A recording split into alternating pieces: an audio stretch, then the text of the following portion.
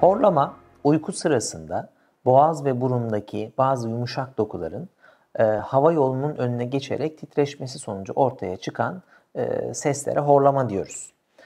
Bunların tedavisinde öncelikle burun ve boğaz bölgelerinin ayrıntılı muayene edilmesi ve bu bölgelerde hava geçişine engel olan herhangi bir problem olup olmadığı, yumuşak dokularda sarkma olup olmadığı tespit edilmesi gerekir.